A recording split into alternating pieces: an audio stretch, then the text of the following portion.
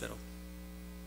Bueno, la ciencia no permite dudas, pero la política es una cosa muy difícil en todos los países. Nosotros tenemos un modelo para estudiar un poco el asunto del cambio climático. Tiene los 3 círculos que pueden ver ahí a la derecha, la diapositiva. En el mundo del cambio climático se habla mucho de mitigación por un lado y de adaptación por el otro lado. Esto lo saben todos. Mitigación quiere decir, por supuesto, recursos eólicos, asuntos de energía renovable, centrales nucleares en Europa, cosas así. Y es importante para todos los países. Mire el caso de Colombia, por ejemplo. En este momento tienen emisiones de alrededor de 1.6 toneladas por persona. Ya está acercando al límite de 2050 en Colombia. La economía está creciendo en más o menos 4% por año. Cuando una economía crece a 4%, se duplica en 18 años.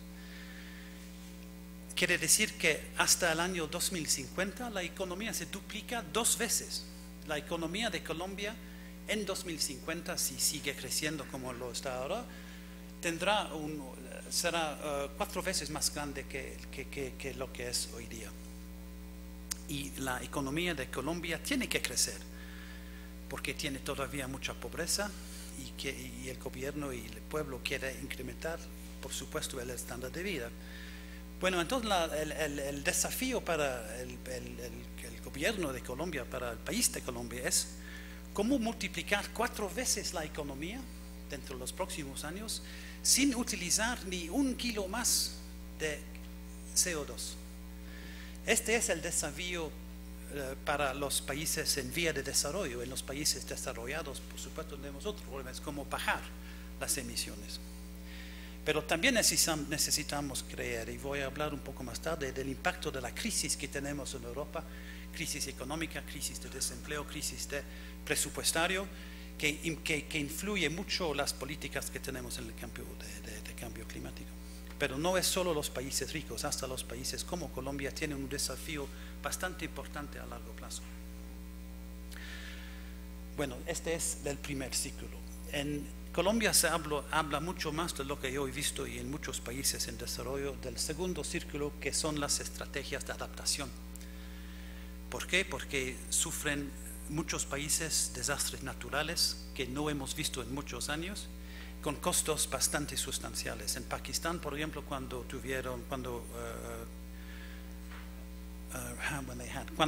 han habido inundaciones hace 4 o 5 años, les costó 8% de su Producto Interno Bruto.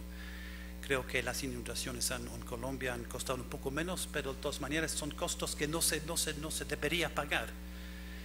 Y nosotros hemos visto que en Cartagena, por ejemplo, en nuestro proyecto, la ciudad quiere crecer, quieren crear más hoteles en la playa, pero el nivel del mar sube, los hoteles son vulnerables.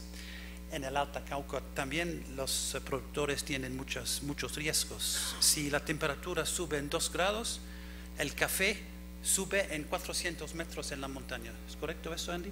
400 metros. Quiere decir que una gran parte de la producción cafelatera de Colombia desaparece. En otros países vemos lo mismo, en África del Este, en Uganda, por ejemplo. Productor muy importante del café, con una alza de temperatura, casi desaparece el café de Uganda. Y es el generador de empleos, de divisas en Uganda, de los más importantes. Entonces, adaptación no es una cosa que se puede olvidar, es el centro de la política en muchos países. Bueno, mitigación, adaptación. Pero nosotros vemos otra cosa más que no se discute mucho, que es el tercer ciclo, es vincular todo eso con las estrategias de desarrollo y sobre todo con la transformación de la economía mundial que se puede esperar con el cambio climático. Con las alzas de temperatura, con los cambios naturales, van a cambiar las ubicaciones de la producción. Con las medidas que tomamos, con los impuestos sobre carbón, por ejemplo, van a cambiar los costos y los beneficios de producción en diferentes lugares. Les doy un ejemplo. China exportó el año pasado casi 30.000 millones de dólares de paneles solar a Europa. En China hay muy poca capacidad instalada en el campo solar, muy poca capacidad. Pero lo que pasa es que los chinos han visto una oportunidad comercial en Europa, claro, con las subvenciones de los gobiernos europeos que quieren incentivar los recursos naturales, la energía renovable. Han visto una oportunidad nueva, han creado una industria nueva. La industria nueva genera empleos, genera divisas y genera un avance tecnológico también. Bolivia tiene 2.000 trillions, no sé cómo se dice trillions, de reservas de litio por debajo del salar de Uyuni. Litio es un componente muy importante para la nueva generación de baterías, para los coches eléctricos que vamos a tener que utilizar. La posibilidad, el potencial de transformación que tiene esta reserva para Bolivia, no solo exportación de recursos naturales, pero sino también industrialización del país, es increíble. Vamos a ver en todos los países, en todas las regiones, cambios muy importantes asociados con o el cambio climático mismo o con las políticas que estamos tomando nosotros. Por eso hablamos nosotros de transformación, vincular la mitigación y la adaptación con las estrategias de desarrollo. Es por eso que el cambio climático no es solo la profesión de los que trabajan en el ambiente, tiene que ser también una preocupación principal de los que manejan los bancos centrales, los ministros, los ministerios de Hacienda y otras cosas. Y tal vez podríamos hablar un poco más de las posibilidades en Colombia. Una economía muy dinámica, donde las exportaciones no tradicionales han crecido mucho. Conocemos la importancia de las exportaciones de petróleo y de la minería de carbón. Yo no sé nada de Colombia, pero me interesa saber qué podría ser la trayectoria de Colombia, tomando en cuenta no solo la mitigación, la adaptación, pero sino la necesidad de transformar la economía para el beneficio de la población. Bueno, me parece no muy difícil proponer que hay que tomar en cuenta el cambio climático. No es el único tema cuando el presidente de Colombia se levanta en la mañana y seguro el primer ministro de Gran Bretaña. Hay una lista de prioridades y no es siempre que el cambio climático es el número uno. Me imagino ni en Inglaterra, en Gran Bretaña, ni en Colombia, pero es un tema importante. Pero lo que también vemos en nuestros países desarrollados, es que es un tema muy conflictivo. Y esto les quería presentar también porque encuadra, ayuda a formar la discusión que tenemos que hacer. Porque cuando hay, ¿qué quiero decir? Hay muchas presiones en favor de actuar en el asunto de cambio climático, pero también hay muchas presiones en contra. Les decía que tenemos una crisis presupuestaria, por ejemplo, en Inglaterra, y una crisis de lo que el líder del Partido Laborista llama el standard of living, ¿no? Si ve los periódicos en Gran Bretaña, todos los días hay una queja de un tipo u otro en lo que se relaciona con el cambio climático. Las cuentas energéticas a nivel domiciliar han subido mucho. ¿Por qué? Porque cuando yo pongo un panel solar en mi casa, el costo de la subvención aparece en la cuenta de los usuarios de electricidad. Son los consumidores que pagan las inversiones en energía verde en mi país. Y por supuesto, cuando hay desempleo o crisis, la gente se queja. Y el líder del Partido Laborista, la oposición, que era antes el ministro de Cambio Climático en Inglaterra, en Gran Bretaña, ha prometido congelar los precios de energía a nivel familiar, que es una política que tal vez afecta a las grandes empresas, pero también afecta al clima, porque cuando se quiere reducir la cantidad de energía utilizada hay que incrementar el precio. En Australia tenía un modelo de legislación y de política para controlar las emisiones. inclusive con un impuesto sobre el carbón. Un tema principal de las elecciones que han tenido lugar hace algunos meses en Australia era eliminar el impuesto. Y el gobierno que había prometido eliminar el impuesto es el partido que ha ganado las elecciones. Entonces estamos tomando 2 pasos por delante y un paso por atrás. En Alemania, una política verde para energía muy importante, en parte debido a que el Partido Verde, que se oponía a los nucleares y con Fukushima quieren reducir la cantidad de energía nuclear, eliminarla. Los precios de energía en Alemania han subido mucho. Los consumidores pagan 40% más que el promedio europeo y la industria 20% más que el promedio europeo. Y por supuesto es un tema político, pero también hay industrias que están quitando Alemania debido al costo de energía. Entonces vemos en todos los países, y seguro que debe ser lo mismo en América Latina, que cuando hay avances hay también intereses en contra. Y estuve una vez con el ministro en Gran Bretaña que nos decía, mire señores, ustedes ambientalistas, está muy bien, pero cada vez que una empresa llega a mi oficina pidiendo una subvención, un apoyo, algo, llegan 5 más que se oponen. Y cada decisión que tomamos en el campo de cambio climático tiene ganadores y tiene perdedores. Y yo creo que es una batalla que no hemos todavía ganado, es una batalla que va a continuar. ¿Y qué podemos hacer? Y quiero terminar con algunas ideas en ese sentido. Yo creo que tenemos que buscar alianzas y tenemos que buscar avenidas para políticas progresistas en el campo climático, y 2 o 3 ideas. Primero, buscar siempre los co-beneficios. Cuando construyeron aquí el Transmilenio, yo creo que habían varios motivos. Uno tal vez era el clima, pero también la calidad del aire en Bogotá y también el número de horas que está parado en el tráfico para llegar a la oficina. Hay un co-beneficio muy importante. Tal vez se justifica el proyecto en términos de los beneficios que resultan a nivel de tráfico y de calidad del aire, pero también hay beneficio para el clima. En Toronto, en Canadá, cerraron todos los centrales termales productores de electricidad porque no era para el clima, pero era para la calidad del aire en Toronto. Quiere decir que hay un co-beneficio muy importante para el clima, pero el motor era la calidad de la vida en la ciudad.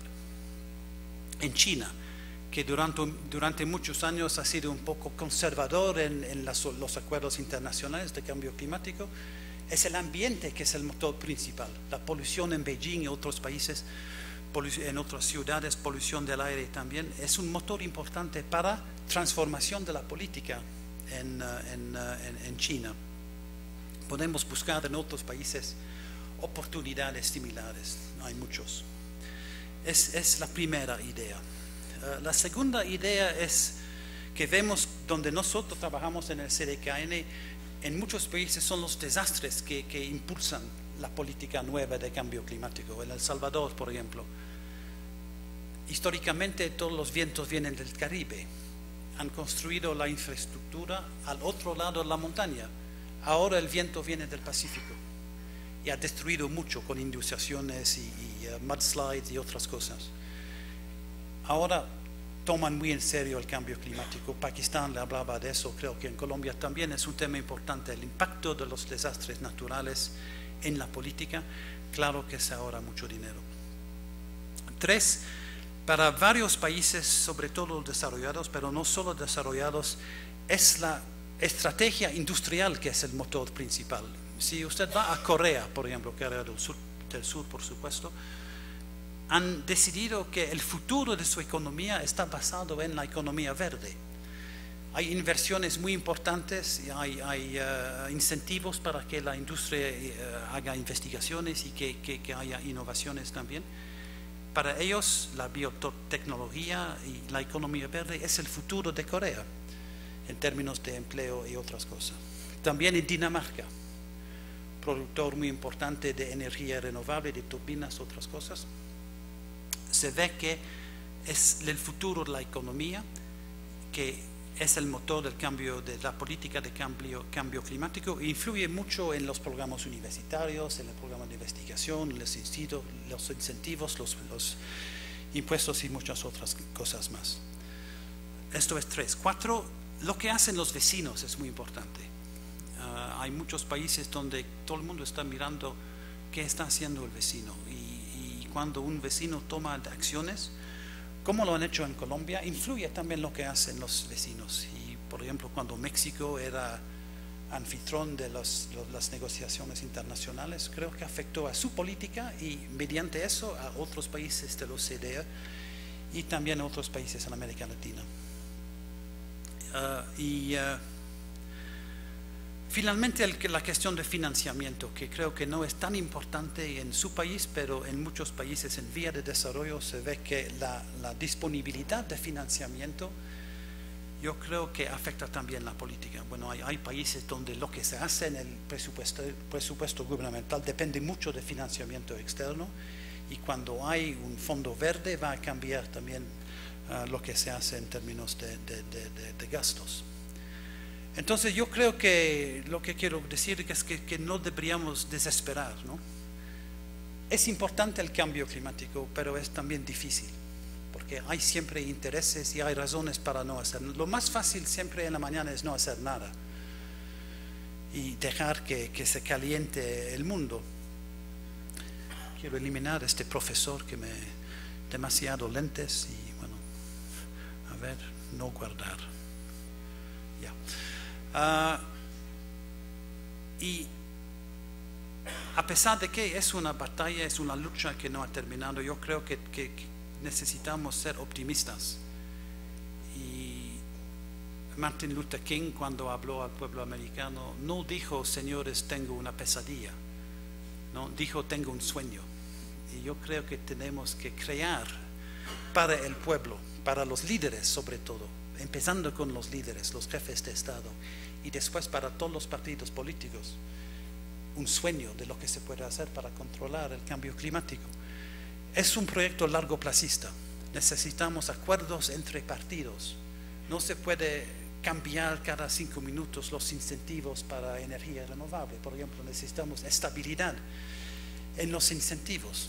Y cuando trabajamos como intermediarios, Semana y nosotros, CDKN y otros, lo que estamos tratando de hacer es crear un consenso nacional e internacional que se puede hacer algo, que hay beneficios, sí, se puede evitar desastres, hay financiamiento, hay una estrategia nueva, optimista, que podría cambiar las comunidades a nivel local, la nación, y también cambiar el futuro del mundo. Y en eso estamos trabajando todos juntos. Gracias.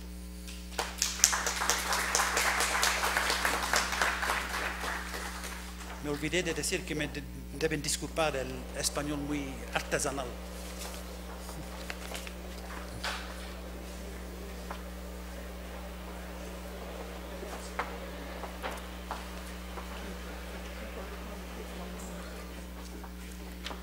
Simon, muchísimas gracias, y tu español es maravilloso. Ya quisiéramos todos hablar la segunda lengua así de bien.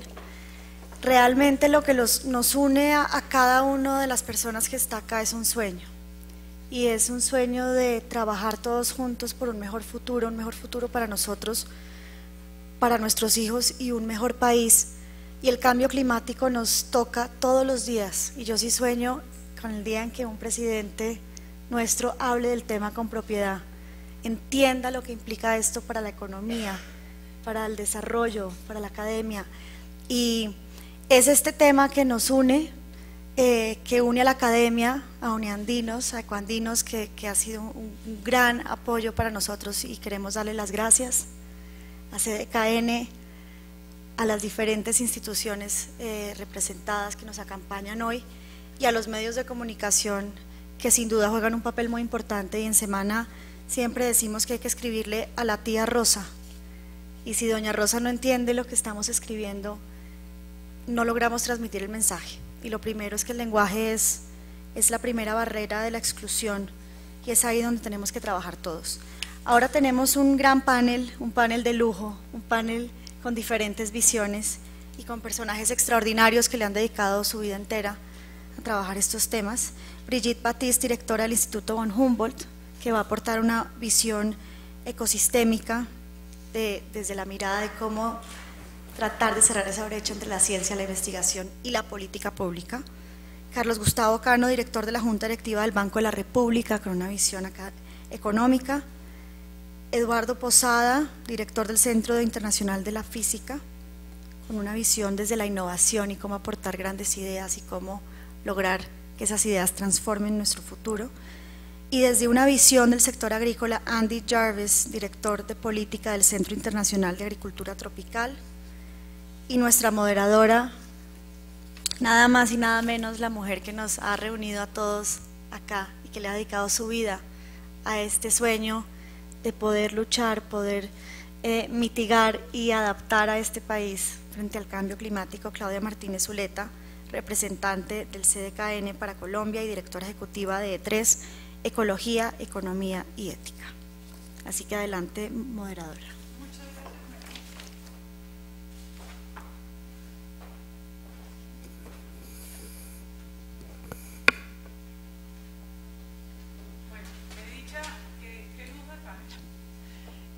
Y muchas gracias, María, y muchas gracias a Ecoandinos. Este evento lo planificamos, digamos, aprovechando la venida de Simon y entendiendo que en el mundo del pensamiento y en el mundo de la transformación se requieren centros de pensamiento diversos, en donde estos temas sean el centro y en donde haya un debate informado para poder avanzar en estos temas de cambio climático. Y en ese sentido, pues como ya les comentó María, pues acá tenemos sentados con nosotros a un exdirector tal vez del centro de pensamiento más importante de Europa en esta materia, hoy director de la Junta Directiva de CDKN, y tenemos 4 visiones que cada uno son un centro de pensamiento diverso. Entonces por eso nos encanta tenerlos acá sentados, porque pues cada uno desde su think tank de pensamiento. Es que el Banco de la República, cuando toma decisiones sentado, es un think tank de pensamiento que nos dirige el país. Eduardo, que ha creado todo el tema de la ciencia y tecnología en este país. De hecho, le queremos agradecer mucho porque ayer empezó la Feria de Ciencia y Tecnología en Colombia y Eduardo, en lugar de allá estar dirigiendo su show, pues nos está acompañando hoy acá. Así que por favor a Eduardo un gran aplauso, porque esto ha sido… y pues Brigitte, que toda la vida ha estado metida en estos temas desde el punto de vista de entender los ecosistemas para poder llegar a esta reflexión, y Andy desde el punto de vista agrícola. Entre otras, Andy pues está viendo el cambio climático no solo en Colombia, sino que está dirigiendo todo el tema de los centros de pensamiento de los CGs desde el punto de vista climático en el tema agrícola. Entonces nos da también una visión mundial. Y en ese contexto, entonces la primera pregunta que yo les haría es, desde su mirada, esta mirada que estamos hablando tan diversa, ¿cuáles son las preguntas que tienen que plantearse según ustedes en cambio climático? ¿Cuáles son esas preguntas que cambiaría que el ministro de Economía tome decisiones coherentes o que el presidente tome decisiones coherentes en este tema? Entonces vamos a empezar por Eduardo. Bueno, mil gracias, Claudia, mil gracias por la invitación y bueno, aquí estoy. Expociencia arrancó ayer, pero va bien y no hay problema. Y los invito de hecho a visitar la feria y el programa académico que está dedicado al agua.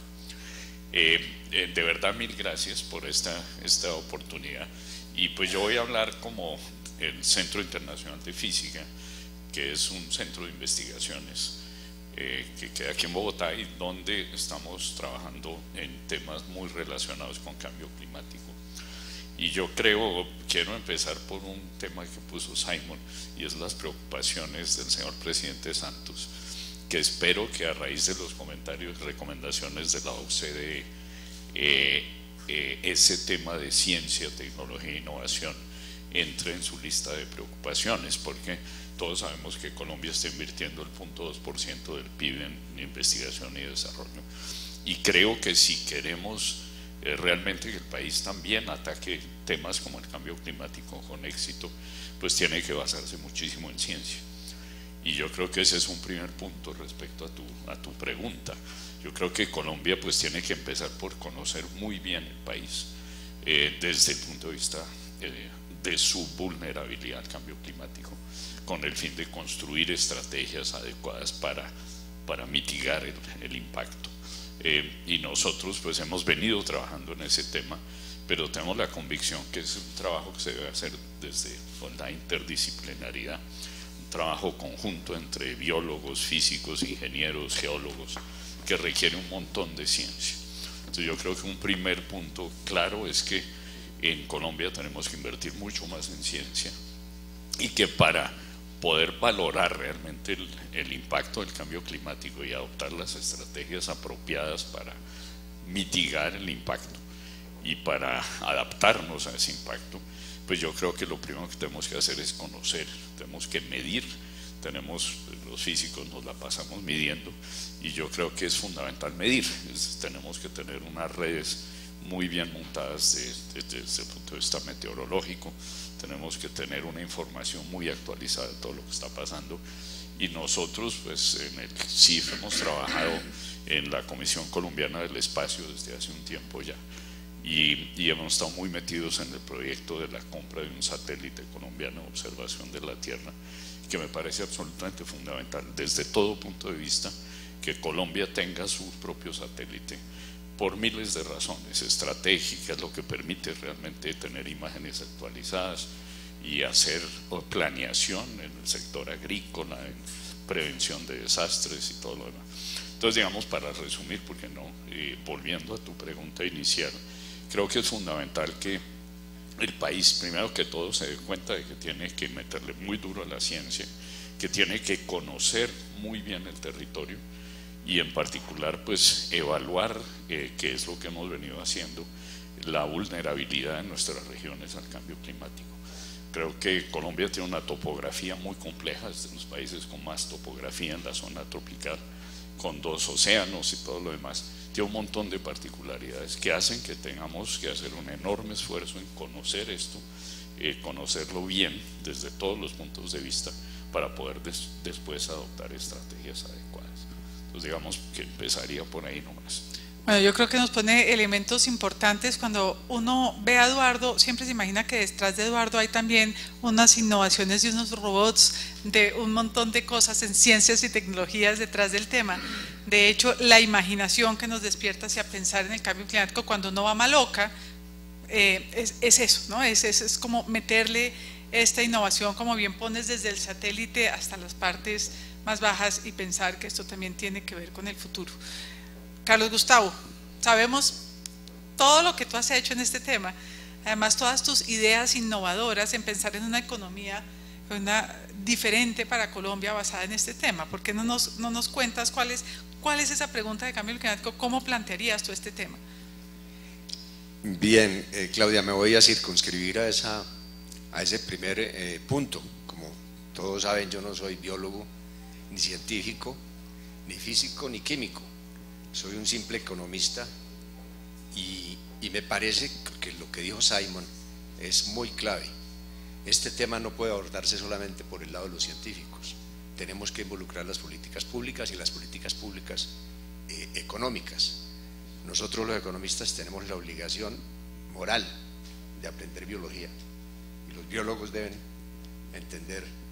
entenderse con nosotros, para que juntos podamos hacer ese puente que permita volver a hacer en la realidad lo que los científicos nos han recomendado de tiempo atrás. La biología va mucho más adelante, la ciencia va mucho más adelante que la economía en esta materia, y por eso tenemos que hacer un esfuerzo, y a veces uno es muy poquito incomprendido por algunos de los colegas cuando decimos que únicamente tenemos que dedicarnos a la política monetaria, pero no a la política ambiental. Resulta que esa división no puede ser. ¿Cuál es la pregunta? Para mí la pregunta fundamental es ¿qué y cómo hacer para que los agentes de la economía, que son los productores y los consumidores, hagan las decisiones ambiental y ecológicamente correctas? Y me parece que eso se debe hacer no solamente a través de la normatividad, o de las prédicas o de las campañas de concientización, sino a través de incentivos y desincentivos, a través del mercado, en los posibles mecanismos del mercado. Y el mercado no es un producto de la naturaleza, es algo que hay que administrar, y hay que administrarlo desde el ángulo fiscal.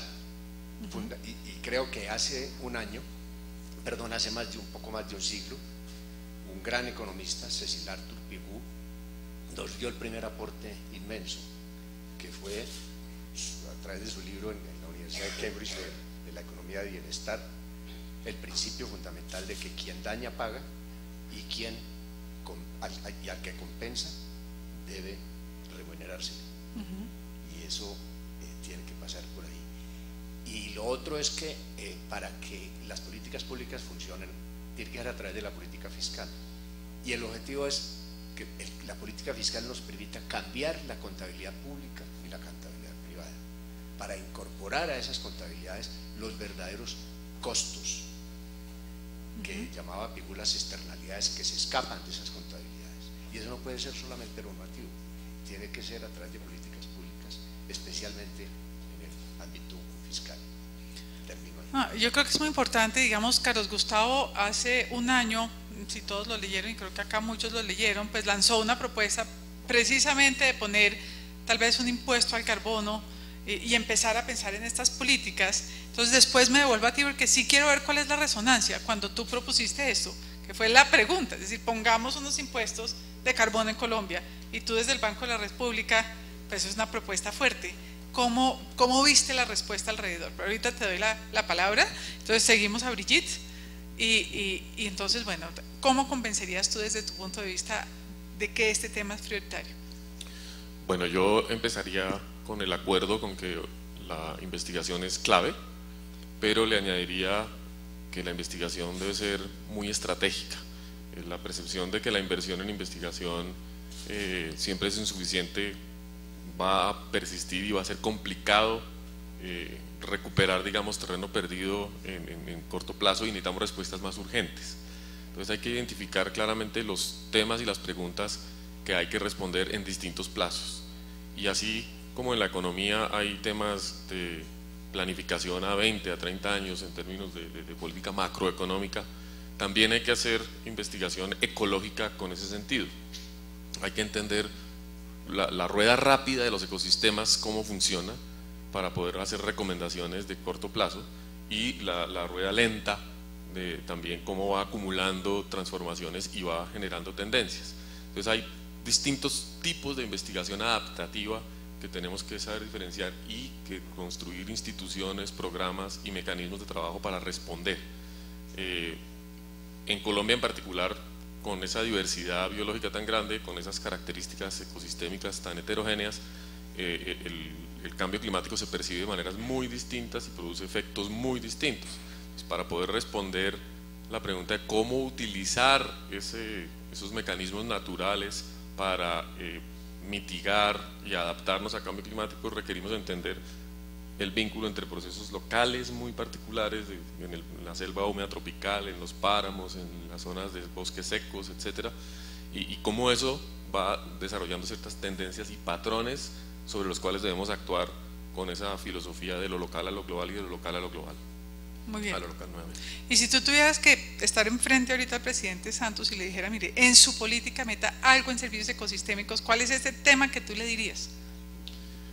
Yo diría, necesitamos un programa de monitoreo muy rápido, muy estratégico, para que en cuestión de 2 y 3 años pudiésemos evaluar realmente con datos robustos las grandes tendencias de transformación ecológica en el país. Un programa de monitoreo un poco similar a lo que se haría en términos climáticos, pero utilizando sensores remotos, utilizando observaciones locales, utilizando ciencia ciudadana, para que uno tuviera realmente una perspectiva de dónde son las zonas que están sintiendo la pérdida de funcionalidad ecosistémica y por tanto la pérdida de servicios ecosistémicos, y sobre eso tomar mejores decisiones y priorizar, porque la palabra que siempre se requiere en política es priorizar. Muy bien, yo creo que acá vamos juntando temas y ahorita hacemos, pero creo que el satélite de Eduardo le va a servir a Brigitte y ahí necesitamos un poco de platica, entonces todo se va juntando. Vamos entonces a pasarle la palabra a Andy para la misma pregunta. Andy, es decir, tú has tenido que convencer al CGC a nivel mundial de este tema, creo que es un tema que ya está planteado, y resaltas el tema agrícola. ¿Cuál sería esa pregunta? ¿Cuál sería esa orientación que debería guiar este tema? Bueno, yo lo miraría desde un punto de vista societal, realmente. Es fortalecer dos cosas, conciencia y memoria. Entonces, conciencia, porque es que Colombia sufre de tener el mejor clima del mundo. Yo nací y por mis primeros 22 años que viví en Inglaterra, cada día uno se levanta y mira afuera a ver cómo es el clima, y eso define incluso la ropa que uno pone y define el resto del día de cómo realmente pasa el día. Acá, yo vivo en Cali, la verdad, yo me levanto y pongo la misma ropa todos los días, porque es que realmente el clima es fantástico. Pero eso en realidad yo creo que hace que la sociedad no está tan, le falta más conciencia de la dependencia que tenemos del clima. Y en el sector agro es donde más dependencia hay. O sea, los productores sí entienden, el clima les define los cultivos. Entonces, pero yo creo que como sociedad tenemos que en Colombia tener mucha más conciencia de la importancia del clima en el día a día, en la vida cotidiana.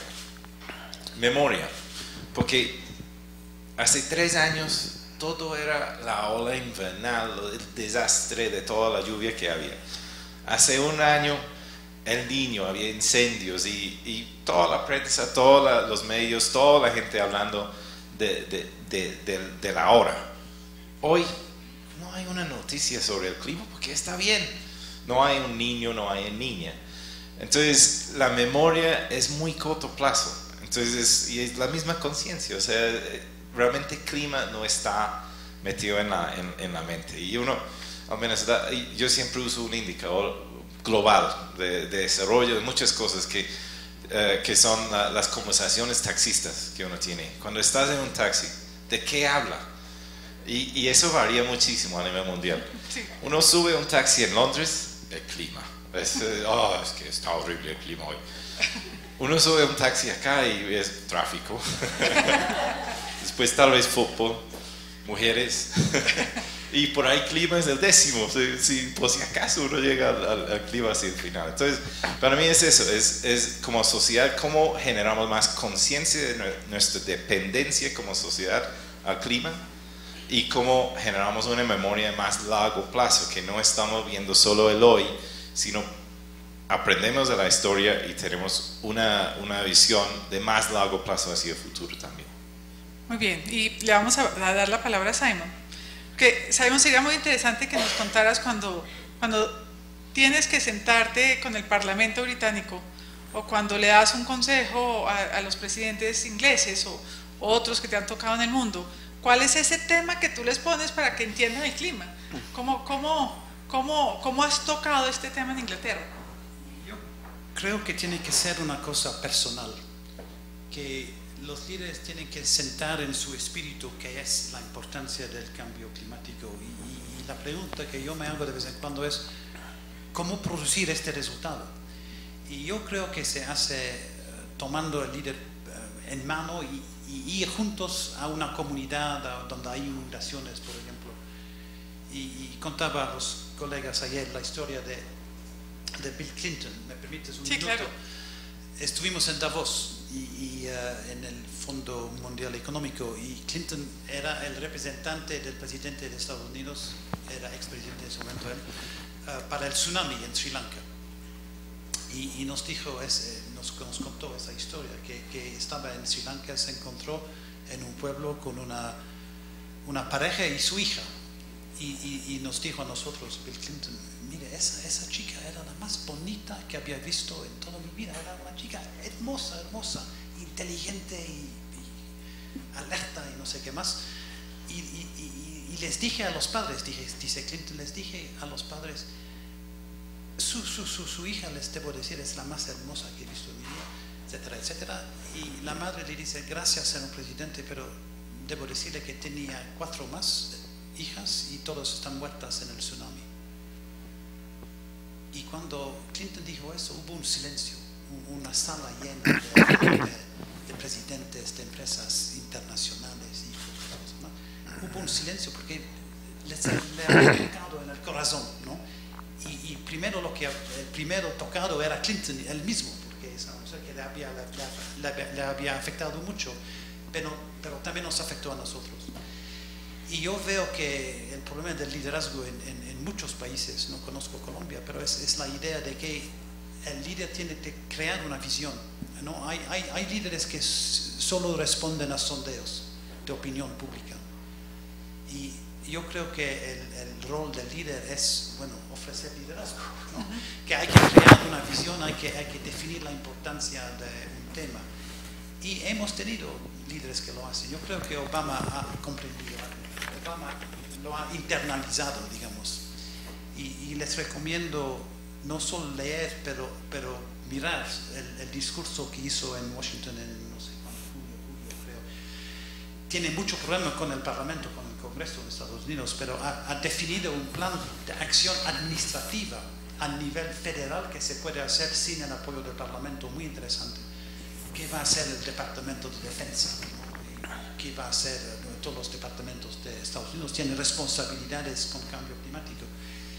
Y si tienes como un advocate, sí, un promotor, como Obama, bueno, todos necesitamos un Obama. Y creo que hay en el mundo, y muchos que vienen de la sociedad civil. Y vemos que llega un cambio cuando hay tres condiciones que están cumplidas. Uno, liderazgo. Dos, la presión de la sociedad civil. Y tres, que hay una solución, porque problemas sin soluciones no llegan a cambio importante. Y en el caso de cambio climático tenemos la ciencia, gracias al trabajo de gente como ustedes de todo el mundo, los miles de científicos implicados en el informe del IPCC, ya tenemos soluciones o tenemos ideas.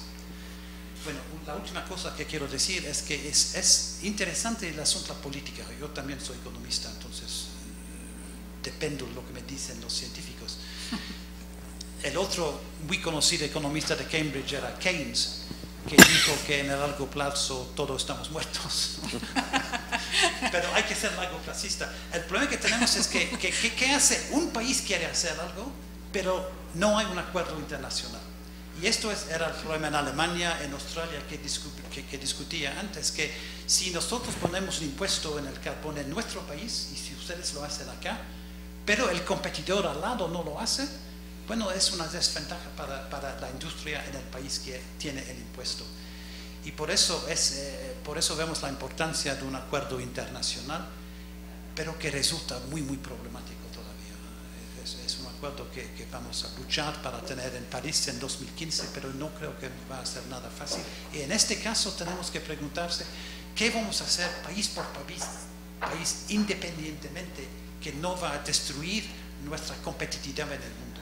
Y esta pregunta yo creo para los economistas que hasta ahora no hemos solucionado. Bueno, yo creo que se ponen muchos elementos en la mesa.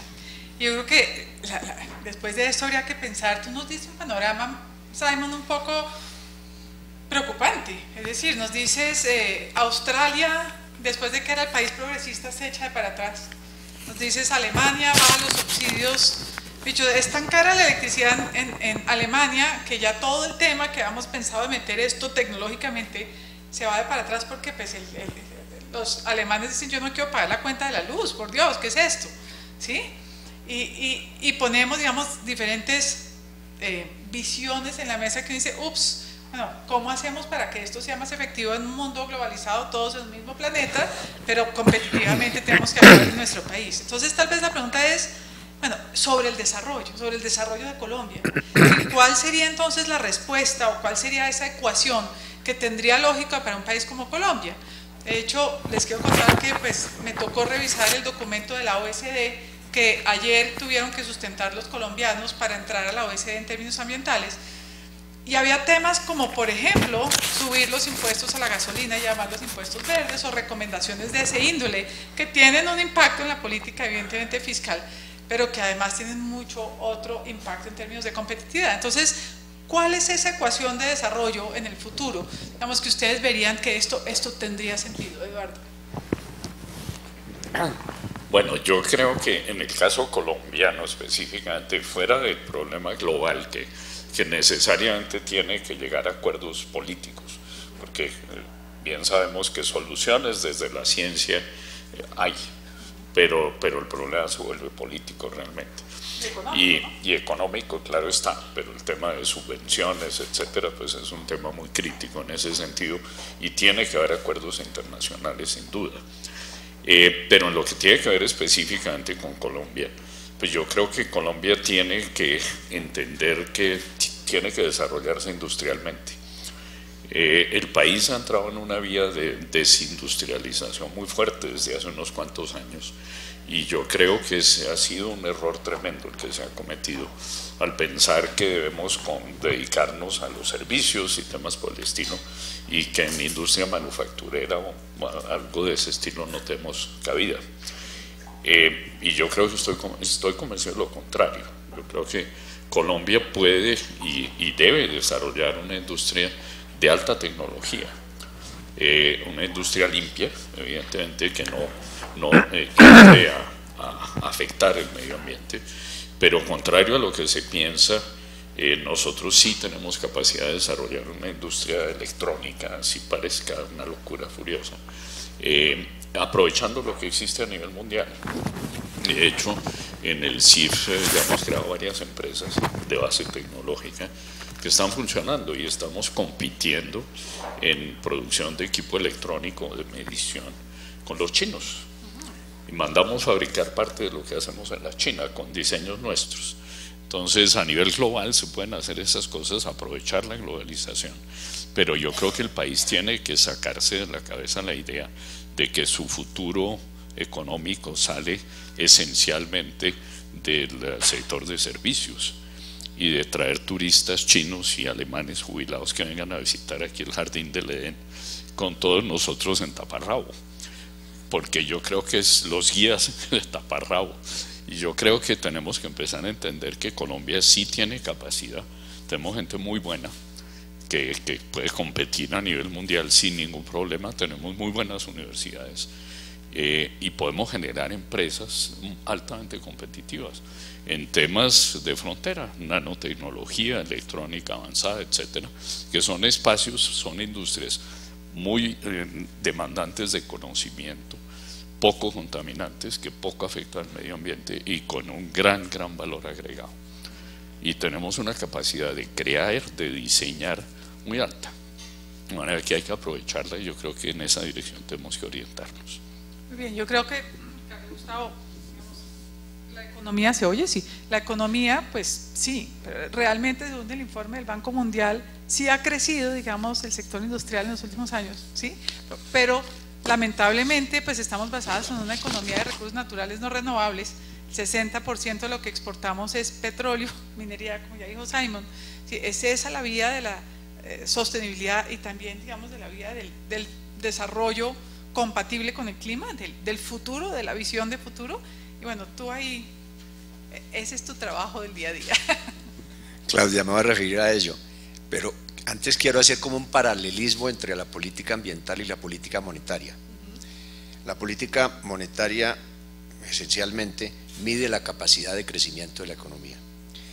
Y si el crecimiento empieza a superar esa capacidad, la política monetaria, a través del manejo de tasas de intereses, por ejemplo, frena ese crecimiento a fin de no generar recalentamiento de la misma e inflación. Un control de la inflación es esencial para que ese crecimiento sea sostenible. No podemos superar la capacidad instalada, pero tampoco debemos estar muy por debajo. En política ambiental, ¿cómo lo veo? La capacidad instalada es equivalente a lo que unos denominan biocapacidad. Y el crecimiento observado es lo que unos denominan la huella ecológica o la huella ambiental. Yo debo estimular la huella hasta el tope de la capacidad, pero la buena noticia es que así como en economía yo puedo, a través de inversión, tecnología, productividad, ampliar la capacidad instalada no es estática, también puedo ampliar la biocapacidad haciendo lo propio, lo correcto. recuperando la biodiversidad, ampliándola, multiplicándola, conservándola. Entonces me parece que ese par de cosas hay que unirlas. En política monetaria, impuestos o gravámenes o costo del dinero. En política ambiental, gravar el daño, pero remunerar la compensación. Dice Simon, es necesaria los acuerdos internacionales, pero a mí cada cumbre internacional es más decepcionante, y yo creo que hay que darle espacio a las iniciativas nacionales. Mi heroína es la señora Gillard, la primer ministra australiana, que le costó el puesto haber enfrentado al Parlamento y haber sacado adelante el impuesto del carbono. Eso es un golpe muy fuerte para quienes creemos en eso, pero hay que seguir avanzando. ¿Qué ha pasado en este país después de las discusiones a las cuales tú me referiste hace un año, un poco más?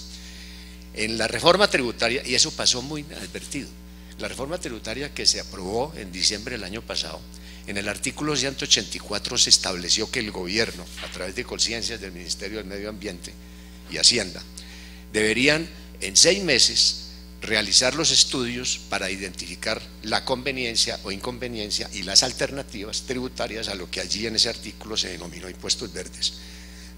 Pasaron los 6 meses y la tarea no la hicimos los colombianos. Yo no voy a señalar responsables, pero los colombianos no lo hicimos, porque no solamente son esas instituciones, son los medios de comunicación, es el Banco Central, es nuestros colegios profesionales, pero no hay que botar la toalla, hay que insistir en ello.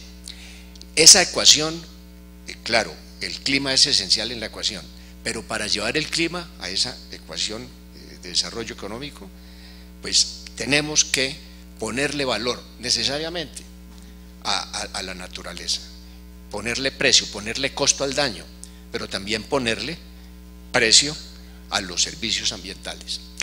Y lo que dice Simon, sí, una de las oposiciones es: si yo establezco impuestos al carbono, pero no los ponen en Estados Unidos o no los ponen en el Perú, yo voy a perder competitividad. En el corto plazo sí, pero es que no se trata de unos impuestos con un objetivo alcabalero, sino unos impuestos con unas remuneraciones que haga posible que, por ejemplo, una empresa termine no pagando impuestos. Voy a poner un ejemplo: Cementos Argos está haciendo unas inversiones muy importantes en reforestación, en forestación. Yo creo que se está adelantando a esa realidad para poder compensar esos supuestos impuestos que tendría que pagar por sus emisiones con unas tareas técnicamente realizadas que mitiguen y cambien eso. Se trata y una visión como de largo plazo. Los impuestos deben ser pagados por las personas, por los ingresos, salarios, dividendos, etcétera. Las empresas no deberían pagar impuestos, eso lo planteó alguna vez Hyman Minsky, pero sí deberían pagar por lo menos el impuesto al carbono, y podrían anular el impuesto al carbono si hacen inversiones compensatorias, o sea, creando créditos tributarios o descuentos tributarios en lo que se ha denominado, gracias a la iniciativa colombiana, los objetivos de desarrollo sostenible en Río. Pero hay que definir cuáles son. Yo propongo que se grave fuertemente el impuesto, pero si yo no quiero pagar impuestos, invierto en papeles o en proyectos que tengan que ver con deforestación evitada, conservación de bosques en pie, regeneración y conservación de la biodiversidad, reconversión de la ganadería extensiva a sistemas silvopastoriles.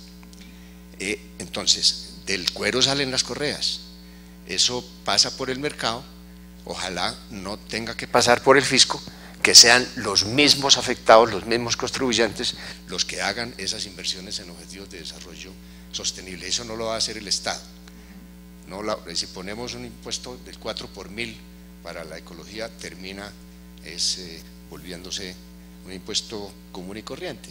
Entonces me parece que esa es como una primera avenida. Sí hubo ese primer efecto, el artículo 184, ahí quedó para la historia, pero la historia debemos aprenderla.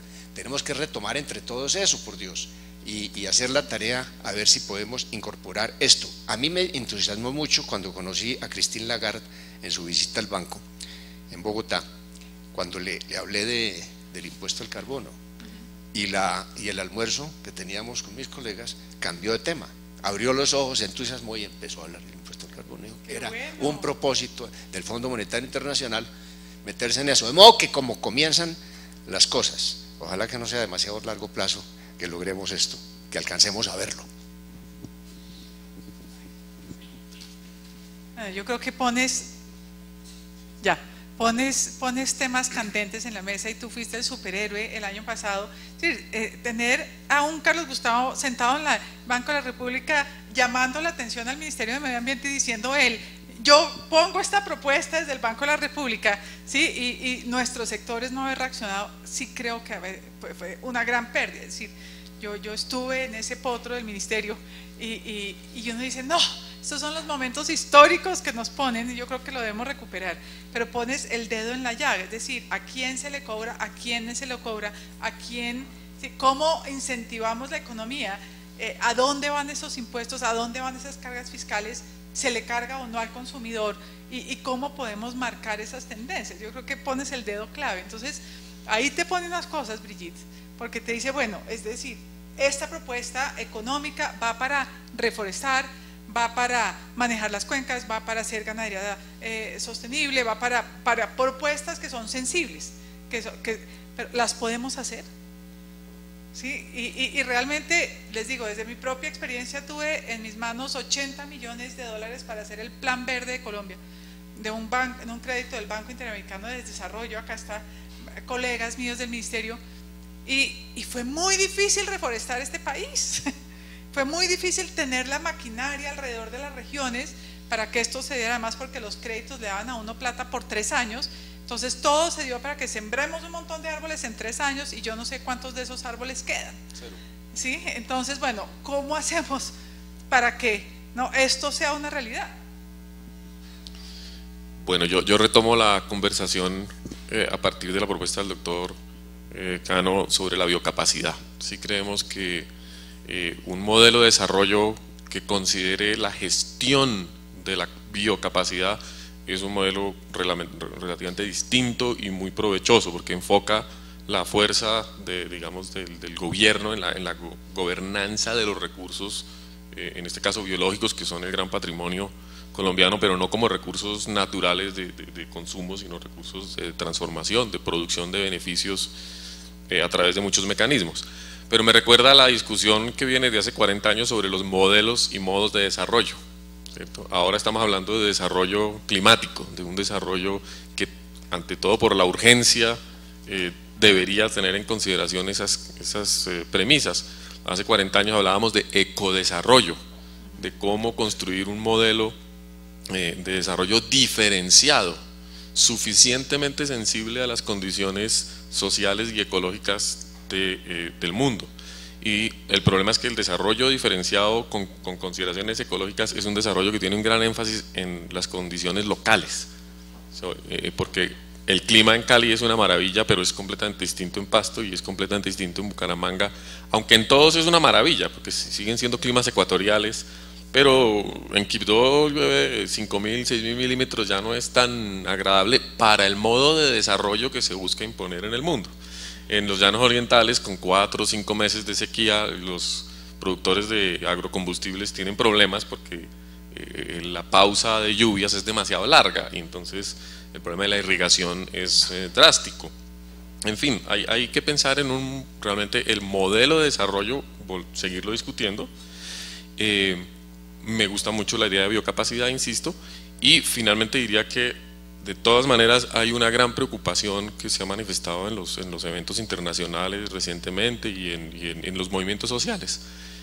Mientras se perciba que las soluciones económicas al tema del cambio climático van a seguir profundizando la brecha entre pobres y ricos, y van a seguir construyendo inequidad y distribuyendo el riesgo hacia las poblaciones más vulnerables, y van reforzando la idea de que en el sálvese quien pueda, los que se van a salvar son los más ricos del mundo, esto va a acabar en un conflicto climático de marca mayor, y ya lo estamos experimentando.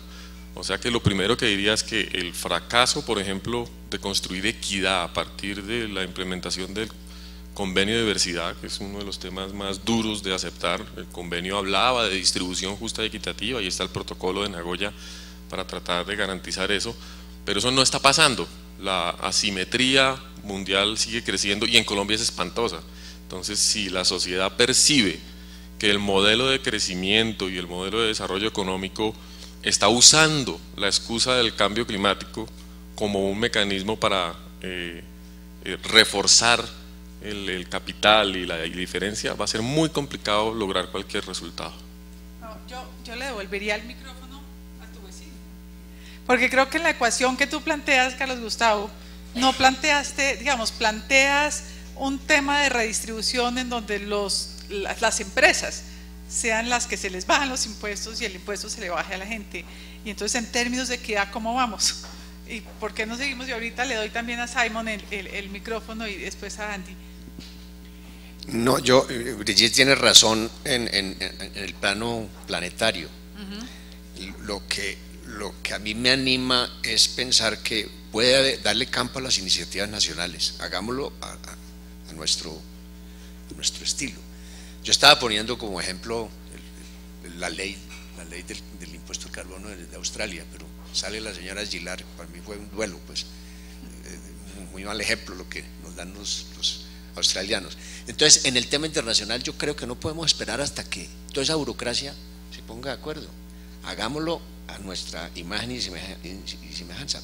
Y yo creo que el tema de equidad es muy clave. Yo recojo, aprendo lo de Brigitte. Tenemos que incorporar eso. Por eso, en la discusión de un esquema tributario, tenemos que estar con Brigitte, tenemos que estar con Eduardo, contigo. Tenemos que estar con los pecadores, pero también con los que están compensando, para que logremos hacer algo realmente equitativo. Yo termino la cosa citando a algo que le aprendí a Lester Brown, cuando dijo: el comunismo colapsó porque nunca dijo la verdad económica. El capitalismo va a colapsar si no dice la verdad ecológica. Muy bien.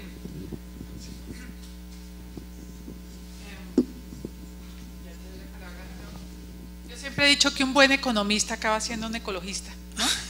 Y nos faltan muchos Carlos Gustavo sentados en las juntas directivas del Banco de la República. Entonces, en este mismo tema, primero le doy la palabra a Simon, porque realmente esta ecuación es fundamental. Es decir, este es un tema de equidad, y el clima sí afecta a los más pobres. Yo creo que Brigitte pone el dedo en la llaga. Ahorita vamos a Cartagena. Cartagena, 80% son pobres. El plan de acción de cambio climático, finalmente las costas y todo sí se ponen los ricos, y siempre pensamos Boca Grande se está inundando. De hecho, los que han ido, es que el agua ya nos da hasta acá sin cambio climático, ¿sí? Entonces uno dice, bueno, esos tienen la plata para reubicarse, o para irse, o para vender, pero pues ese 80% que vive alrededor de la Ciénaga de la Virgen, ¿qué hacemos? ¿Sí? Entonces, sí, no, ese tema. Me había prometido no comentar en asuntos colombianos, porque por varios motivos. Primero, que no sé nada de Colombia, pero me interesó mucho lo que dijo Eduardo, porque es el crecimiento verde es un caso especial del crecimiento que tiene que ser inclusivo y que tiene, por supuesto, eliminar la pobreza, no a largo plazo, sino a corto plazo, con los objetivos milenarios de desarrollo y la discusión que está tomando, que se está haciendo en Nueva York de post 2015. Pero lo que me ha impresionado mucho en Colombia es el dinamismo de la economía. Nosotros tenemos siempre, bueno, en Europa tenemos en mente que Colombia es un país cafelatero, pero ya no lo es un país muy dinámico, con exportaciones industriales y también todos los recursos naturales, y centros de innovación y de competitividad como Medellín, por ejemplo, que me has descrito. Bueno, yo tengo en mano los datos del Foro Económico Mundial sobre la competitividad, y es interesante ver dónde está Colombia comparando con los vecinos. Y bueno, Colombia tiene el rango, el número 69, y no está mal eso. Argentina está en 94, por ejemplo, Brasil 48, Chile 33, México 55. Entonces hay un grupo de países de, digamos, ingreso mediano, no son muy ricos, no muy pobres, entre 45 y 55.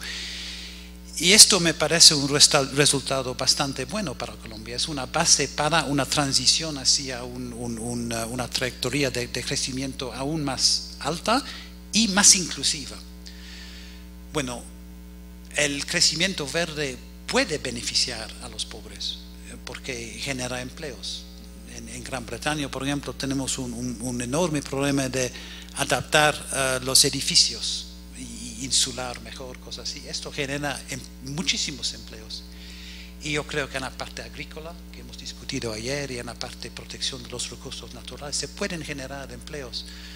Pero en todos los países, esto no hace por aleatorio, hay que planificar para un crecimiento inclusivo. Y en la década 80, ¿no?, cuando se hablaba de ajuste estructural,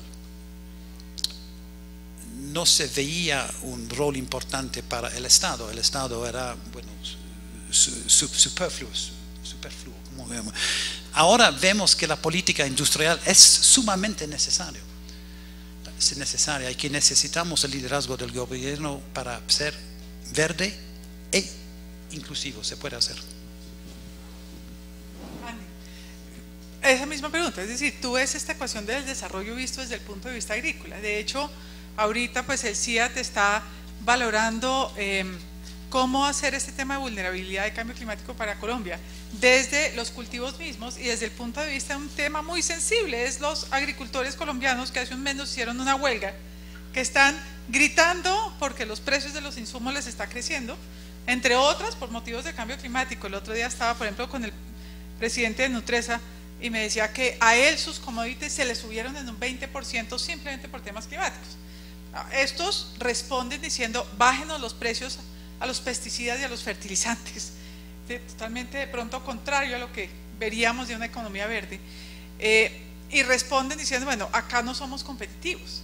Entonces, ¿cómo hacemos en esta ecuación tan difícil de un sector rural clamando por temas que de pronto van en contravía con las propuestas que estamos poniendo acá? Porque son propuestas de corto plazo de la economía del día a día y no de la economía de largo plazo. ¿Cómo ves esto?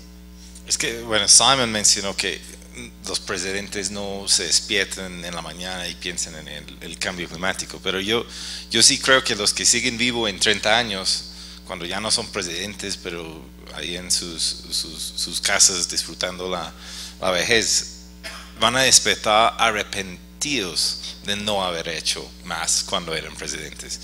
Y entonces yo sí creo firmemente que hay una ventaja para un país que hoy en día toma los golpes de corto plazo así, para realmente tener un futuro competitivo, mucho más competitivo.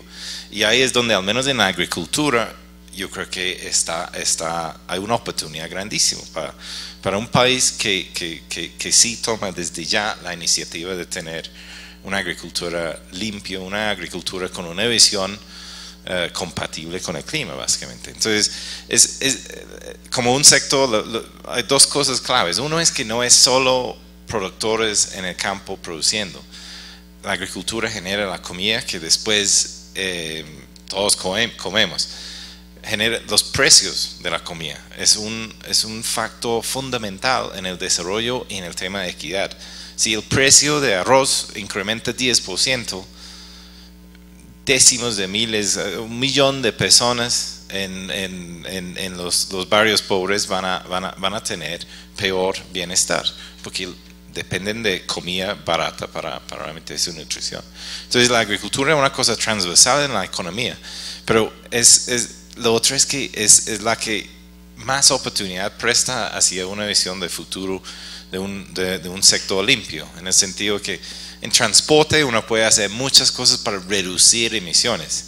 En agricultura no solo puede reducir emisiones, sino puede captar carbono y meterlo en la tierra, meterlo en sumideros. Entonces eso quiere decir que realmente un productor no esté en los 2 toneladas al año de emisiones y no está en menos 2, que realmente es neto como positivo en términos de desarrollo compatible con el clima. Entonces yo creo que un país que hoy en día toma la visión, toma la decisión de tener una visión de desarrollo, sobre todo en el sector de agricultura, que sí sea bajo en carbono, en el futuro eso después va a ser súper competitivo y poner el país en una ventaja comparado con los vecinos. Muy bien. Creo que metimos este tema en la ecuación de desarrollo y tenemos ya muchos temas puestos en la mesa, ¿no? Yo creo que temas candentes: innovación, inequidad o equidad, la biocapacidad y todo el tema realmente de soluciones que ya las empiezas a poner, ¿sí? De soluciones que tal vez es mi siguiente pregunta. Es decir, pusimos la ecuación de desarrollo, los temas candentes del desarrollo. Ahora, ¿cuáles son esas soluciones? Y esas soluciones creativas que tengan que ver para un país innovador como Colombia, pero que sean creativas y que se puedan elevar, o como dicen, upgrade, ¿no? Que no sean esa solucioncita que sirvió en el municipio de no sé qué y no se pudo escalar a hacer una solución masiva. ¿Cuáles son esas soluciones masivas que ustedes ven en este momento para un país como Colombia en la ecuación de desarrollo compatible con el clima, evidentemente? Entonces, bueno, Eduardo, tú empezaste por el satélite, pero creo que tienes muchas más ideas en la mesa. Yo quiero hacer un comentario, de todos modos, en defensa de una reforma constitucional que tuvo lugar hace 3 años ya. Y es que, pues, evidentemente sabemos que el crecimiento económico colombiano está basado en la minería y los recursos naturales, pero no hemos entendido que hay que añadirle valor agregado a todo eso.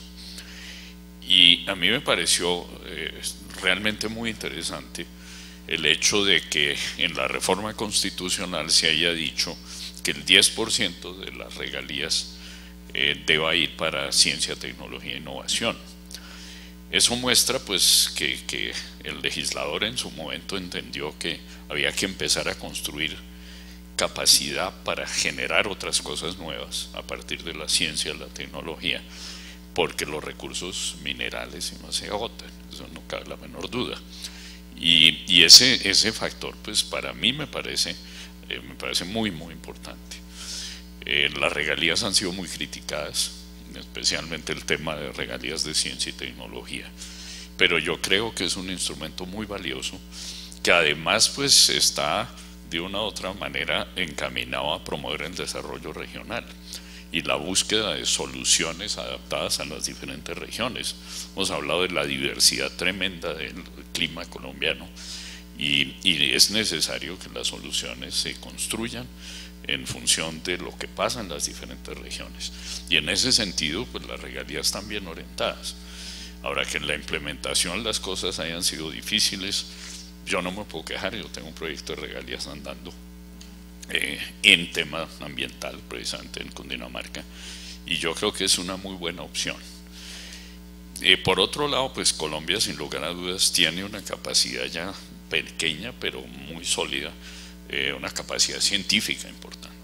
Tenemos 5.000 grupos de investigación, 80 centros de investigación, 20.000 investigadores activos, que pues en este momento no están bien coordinados, pero que pueden aportar muchísimo a construcción de soluciones ambientalmente aceptables, ¿no? Y yo creo que por ahí tenemos que irnos, es decir, que sí tenemos ya opciones muy claras de trabajar. Más tarde mencionaré algunos productos nuestros directamente, pero yo creo que sí se ofrecen en este momento unas oportunidades muy buenas si aprendemos a manejar esas nuevas posibilidades que tenemos. Hay un estímulo tributario muy interesante que se creó para las empresas que hagan innovación tecnológica e investigación, que creo que es único en el mundo. 175% de lo invertido se puede descontar de la renta. Eso es enorme, y eso busca también que las empresas colombianas se vuelvan cada vez más innovadoras, y busca que vayamos en la dirección de lo que yo mencionaba, que empecemos a hacer un cambio industrial, desarrollar un cambio en la política industrial que vaya hacia la construcción de una industria verde, una industria de mucho más nivel tecnológico que brinde soluciones realmente a los problemas. Pero creo que el tema de la regalía está bien encaminado. Todavía pues es un incremento muy pequeño en la inversión total de ciencia y tecnología, son 500 millones de dólares al año, pero eso representa un 0.12% del PIB, que no es malo. Por lo menos estamos teniendo más recursos para la ciencia y yo veo las cosas con mucho optimismo en ese sentido. Y eso es gracias a esos luchadores de la ciencia y tecnología, ¿no?, que tenemos en este país, pero sí creo que unas veces se olvida de la capacidad humana como factor fundamental para el cambio, la transformación a través de la ciencia, la tecnología y la innovación. Ahora, tú, Carlos Gustavo, ya pusiste tu idea en la mesa, es decir, yo creo que ahí pusiste una herramienta. Tal vez mi pregunta, además de las otras que quieras poner, es, bueno, ¿cómo logras tú convencer al ministro de Economía? ¿Cómo logras tú convencer al ministro de Minas? ¿Cómo logras tú convencer al presidente de que esta es una idea que se puede llevar a cabo? ¿Cómo podemos escalar estas ideas también de las reformas que tú propones? Sin entrar en infidencias, creo que no es una infidencia, yo tuve noticia de una instrucción del presidente Santos, cuando Juan Carlos Echeverría era ministro de Hacienda, de establecer la tributación verde. No voy a decir que porque algunos estábamos insistiendo en ello, no. El presidente tiene mucho interés en que Colombia entre en la OECD, que es un club de buenas prácticas. Ojalá que la OECD, yo no la conozco por dentro, pronto Simon sí, sea una buena oportunidad. En segundo lugar, muchas veces las condiciones son exógenas, le vienen a uno de fuera. Pero a mí me encantó lo que dijo María López ahora, que en semana tiene la disciplina de escribirle a la tía Rosa, y si la tía Rosa no entiende, no sale el artículo. A mí me encanta que Brigitte esté escribiendo en La República, me encanta que Manuel Rodríguez esté escribiendo en El Tiempo, me encanta que Juan Pablo Ruiz esté escribiendo en El Espectador a manera de ejemplo, y muchos otros científicos que le están aprendiendo a escribirle a la tía Rosa. Ya no se hablan entre ellos, porque eso es complicadísimo. O los economistas no debemos hablar entre nosotros mismos, porque no. Entonces yo creo que eso permea la cultura, permea la cultura. Y lo otro, prepararnos para el comercio internacional. Yo creo que lejos de ser un atentado contra la competitividad, las normas que tengan carne fiscal van a permitir que el aparato productivo se ajuste anticipadamente a lo que viene en el mundo. El poder de los consumidores se está imponiendo en los tratados internacionales, el Europe Gap, las reglamentaciones ambientales, la trazabilidad de los alimentos. Entonces, eso lo debemos empezar a hacer en casa también, que el ICA, la autoridad sanitaria, y que INVIMA también empiecen a establecer condiciones como si estuviéramos no vendiéndole a un colombiano, sino como si estuviéramos vendiéndole a los más sofisticados europeos. Los consumidores colombianos tienen derecho a eso, no tiene que venir todo de afuera. Yo creo que es un cambio cultural, concientización, medios de comunicación. Creo que estas iniciativas de semana son maravillosas. Tu concurso, Claudia, no creas, es maravilloso. Y estas invitaciones obligan y comprometen, y se siente un orgulloso y después no quiere quedar mal. Muy bien, yo creo que se ponen varios temas en la mesa y después en el cierre le doy la palabra a María, porque sí creo que el tema de la comunicación tiene mucho que ver. Cada vez que yo voy a hablar de cambio climático en Cartagena, el periodista dice, Cartagena se inundó, y yo, no, eso no fue lo que yo le dije, no, porque no es la noticia dramática, sino es la noticia del desarrollo, ¿sí? Entonces, ¿cómo hacemos para cambiar la forma en que comunicamos? Creo que pones un elemento sustancial en la mesa. Brigitte. Bueno, yo creo que tenemos un reto fundamental asociado con comunicación, y es demostrar que desde el pensamiento ambiental podemos proponer soluciones, que no somos retrógrados, que no estamos pensando siempre en la limitación, en la restricción, sino que claramente creemos que las soluciones pensadas desde lo ecológico y junto con lo económico y lo social se puede hacer. Creo que en Colombia una política de desarrollo agropecuario basada en buena gestión de biocapacidad tiene todas las de ganar. Tiene todas las de ganar. La producción de comida con esas ventajas climáticas, esas ventajas de recursos y de funcionamiento ecológico, definitivamente tienen que estar en la mira del futuro. Lo que pasa es que aún tenemos una visión excesivamente sectorial y nos ha costado, digamos, convencer a los inversionistas, convencer a los gremios de que hacer buena gestión ecológica es lo más productivo y lo mejor para la competitividad que puede haber. Y ahí hay, digamos, procesos que están desarrollándose, pero muy tímidamente. Uno pensaría que sí, una iniciativa desde el Ministerio de Agricultura, una iniciativa conjunta de replantear el desarrollo agropecuario en Colombia en 4 o 5 años tendría unos frutos magníficos en términos de comercio, en términos de competitividad en general y de bienestar. Muy bien. Andy. Bueno, Simon mencionó el ejemplo del café y eso me parece es un caso de estudio muy particular que demuestra la importancia de una visión a futuro de largo plazo. Hay muchas zonas en la zona cafetera que están a 1100, 1200 metros, que están en la zona marginal para café bajito, que en los últimos 10 años los agricultores han dejado el café. No ya plagas, enfermedades, muchos problemas. Entonces, nunca había como un plan digamos, de qué hace estas zonas cuando no tiene café. Era dejado, digamos, a procesos aleatorios. Entonces, ¿qué hicieron los dueños de la tierra? Pusieron vacas, ganadería, era como lo más fácil. Se toma el café y se pone ganadería. Pero eso ha causado problemas de la sociedad brutales. Se pasa de una cosa de empleo, mucho empleo, de servicios rurales, de economías enteros alrededor del café, y se pasa a una cosa donde ya no requiere tanto empleo, ya sistemas extensivos, donde no hay tantos servicios rurales, o sea, genera de la economía local una catástrofe.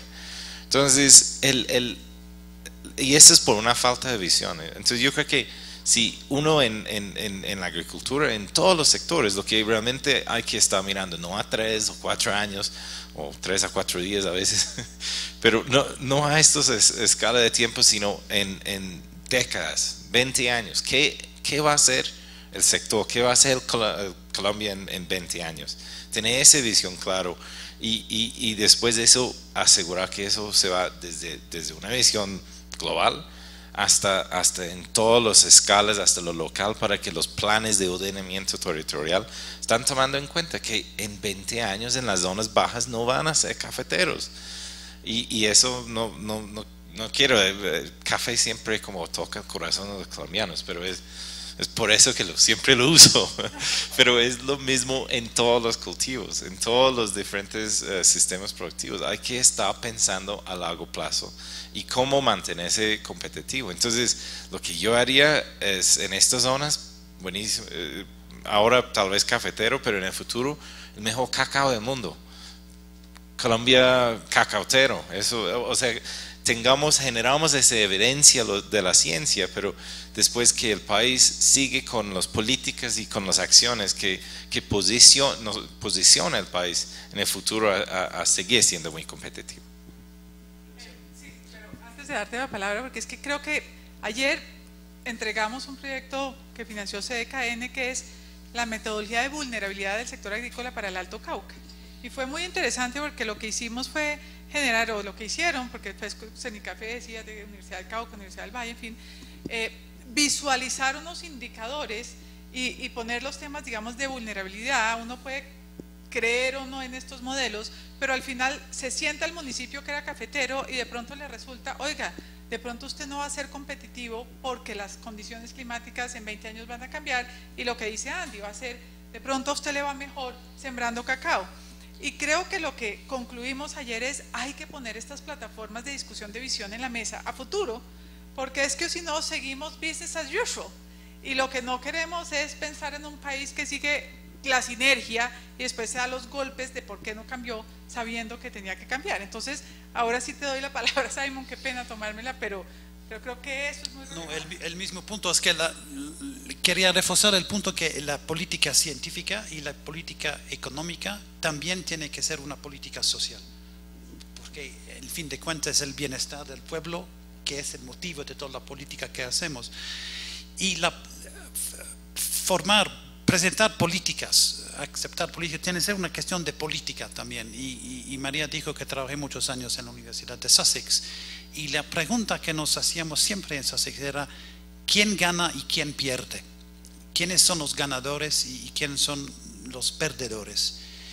Y no sé si tienen en Colombia West Wing. ¿Han visto West Wing? Es mi programa favorito de televisión. Es la historia, lo que pasa dentro de la Casa Blanca. Y en casi cada episodio llega un senador a la Casa Blanca y los asesores del presidente le preguntan: ¿qué necesita, senador? ¿Qué necesita? Y es exactamente la pregunta que se tiene que hacer. ¿Qué necesitan los diferentes grupos para tener una política balanceada, ¿no? Y el caso de Australia hemos discutido varias veces, pero era muy interesante porque incrementaron con el impuesto y otras cosas el precio de electricidad.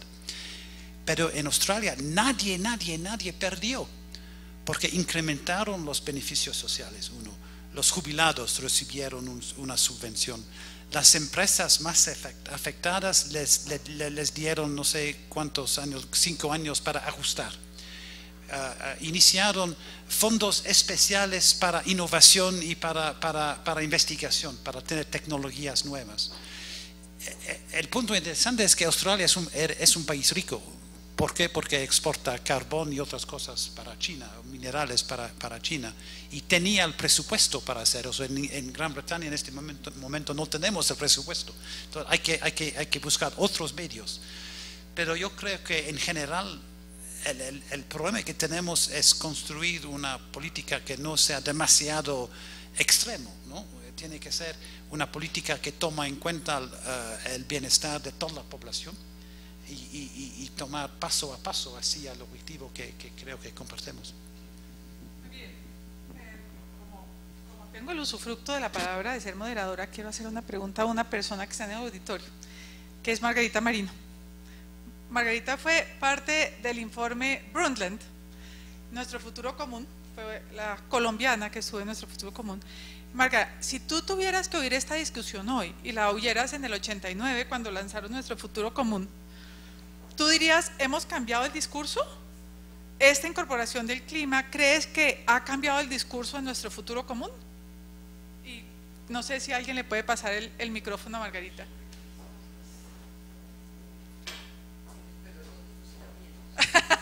Es aprovechando, además lo rico de este salón es que la sabiduría que está en este salón es bastante grande. He hecho unas notas, Claudia, te agradezco mucho. A mí no me gusta ya hablar en público porque pienso que yo soy un poco representante de los que vamos a reconstruir la memoria. A mí me gustó mucho el cuento de la memoria y tengo una anécdota preciosa también de Australia. Qué curioso que estamos mirando a Australia como un país ejemplar, porque además toda su historia aborigen, toda esa la defensa que ha hecho contra la gran minería, hay toda una historia australiana novedosa para mí, que digamos hice algo hace 30 años o 40 años. Pero déjame, ya que me das la palabra, déjame hacer 2 notas. Me parece que precioso el cuento del líder tiene que tener una visión, y lo que pasa en Colombia también es que cada gobierno quiere tener una visión y para nada respeta la memoria, para nada respeta las buenas prácticas que se han ejecutado una u otra vez. Eso me parece que es un tema importante. Ahora, yo creo que el modelo de desarrollo, eso que habla Brigitte, eso sí es un cuento viejo, porque es un cuento que no fue solo de codesarrollo de Sachs, a quien trajimos a discutir sobre la Sierra Nevada de Santa Marta, no fue solo toda la discusión Brundtland de 4 años, 18 personas sentándonos con los primeros ministros del mundo, preguntando por qué no podemos incluir una visión ambiental en el esquema del desarrollo. Y realmente yo sí creo que el doctor Cano ha hecho una labor muy importante, pero su visión todavía dista cantidad, muchísimo, de la visión, digamos, de los tradicionales ambientalistas, pero eso es otro tema, yo sí creo que el modelo de desarrollo ha llegado el momento de hacerlo territorial, regional. Mi esfuerzo de los consejos verdes locales era que es la localidad donde se desarrolla su relación de la sociedad con la naturaleza. Y quiero terminar diciéndote un cuento, puede que no sea el mismo cuento. Todo lo de la economía verde es una está planteada por otra línea de trabajo que tiene Martínez Alier de la economía ecológica, una economía más social, más comunitaria, pero también ese es otro cuento. Me asalta, quiere hacer una propuesta. Realmente no necesitamos otra naturaleza, lo que necesitamos es otra sociedad. Con eso quería terminar, no necesitamos otra naturaleza, necesitamos otra sociedad. Bueno, ahí sí no la pones dura. Pero sí creo que el tema sí tiene que ser transformacional, es decir, los instrumentos están más en la conciencia humana, y eso creo que es lo que quieres decir. Es decir, necesitamos mentalidades diferentes, necesitamos una transformación humana. Es que la cooptación del lenguaje es difícil, es una cosa complicada, ¿verdad? Todo ahora es desarrollo sostenible. Y hay que estudiar qué fue el nacimiento del desarrollo sostenible y por qué esa palabra se incluyó, de qué hablábamos del desarrollo sostenible. Ahora, la sociedad avanza, las sociedades se cultivan, hay más intereses, y las sociedades no avanzan sino, como dice Jarvis, cuando hay crisis. Entonces, en las crisis hemos avanzado bastante. Es tan complicado el tema. Yo estoy contentísima con que Semana y ustedes retomen unos trabajos, unas ideas, unas cuestiones que hemos discutido 30, 40 años en Colombia. Y si uno ve, por ejemplo, éxitos como Chiribiquete, el corazón le salta de alegría. Si eso es un ejemplo de que Colombia está reservando una zona tan importante, los que no conocen Chiribiquete tienen que ir a Chiribiquete, tienen que sobrevolar Chiribiquete. Afortunadamente no pueden todavía caminar Chiribiquete. Hay avances conceptuales enormes, hay una bibliografía inmensa. Yo diría que vamos al ritmo de como te digo, es una sociedad difícil, con problemas terribles de inequidad, de pobreza, de violencia, en donde los ambientalistas, gracias a Dios, han existido y han hecho una labor muy importante, y por eso te felicito, Claudita, que estés ahí enfrente. Gracias. Bueno, siempre es muy importante tener esta visión histórica de los temas, ¿no? Porque es que uno va con estos discursos transformacionales. Margarita desarrolló el concepto de nuestro futuro común, ¿sí? Del desarrollo sostenible, y pues realmente acá estamos metiendo en el tema del clima. No creo que sea muy diferente, pero ahora le metemos otro elemento. Para terminar, y tenemos poco tiempo, voy a pedirles que me digan, digamos, qué papel pueden asumir los centros de pensamiento y cómo podemos nosotros unidos generar ese movimiento. Porque creo que no es los centros de pensamiento independientes, creo que haberlos juntado a ustedes ya de hecho es una cosa enriquecida. Les propongo que estos diálogos los sigamos haciendo, ya de planta les invito, pero ¿cómo podemos desde los centros de pensamiento reforzar esta idea? Eduardo. Bueno, yo como les dije soy físico y tengo un centro de física, pero en ese centro hacemos una cantidad de trabajo interdisciplinario.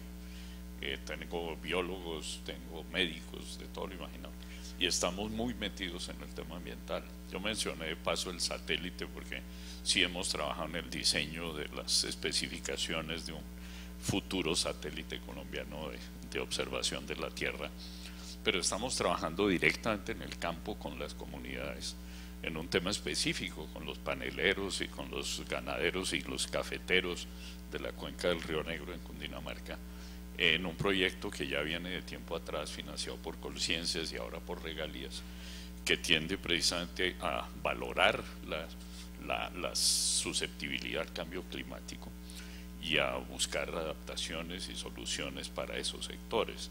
De manera que hemos hecho un trabajo muy puntual con las comunidades directamente, y creo que en ese sentido pues ha sido muy interesante. Desarrollamos hace poco para un consorcio vial muy importante un trabajo de evaluación del impacto de la vía y del cambio climático sobre la vía, que realmente cubrió todos los aspectos, desde lo geológico, lo hidrogeológico, lo biológico y ambiental, obviamente, y el tema social, con el fin de contribuir a mejorar las condiciones de construcción de esa vía. Y estamos aportando en temas de instrumentación, en uso racional de energía con empresas. En Girardot, por ejemplo, hemos trabajado mucho midiendo y sobre esa base dando sugerencias para contribuir a bajar o a usar racionalmente la energía o buscar fuentes alternas de energía. También tenemos un proyecto en Cundinamarca que va en esa dirección. Pero siempre hemos trabajado con otros, y en la dirección de lo que tú decías, pues es muy importante asociarse con otros. El proyecto de regalías que estamos arrancando ahora incluye 4 universidades y 5 alcaldías, etcétera, y espero que el Fondo Humboldt también se vincule con ese proyecto, porque del trabajo conjunto es que las cosas salen bien. Y ya tenemos aquí en Colombia, pues creamos una asociación de centros de investigación independientes con Medellín, Cali, Bucaramanga, etcétera, para desarrollar conjuntamente soluciones adaptadas también a las diferentes regiones del país, porque como lo decíamos, la diversidad es enorme y se requiere trabajar a nivel de las regiones. De manera que yo creo que desde los centros de investigación, y yo mencioné que ya hay un buen paquete, igual que desde las universidades se pueden aportar muchísimas soluciones trabajando conjunto, y el trabajo interdisciplinario en eso es absolutamente fundamental. De manera que pues una reunión como esta abre muchísimas puertas, y yo espero que nosotros vamos a seguir trabajando con los presentes en muchos de estos temas. Y el tema económico es fundamental. Déjame, Claudia, emplear un término que es muy socorrido entre los ambientalistas. Los centros de pensamiento deben ser diversos, o sea, deben tener diversidad, no hablarse la misma historia y el mismo vocabulario con sus colegas.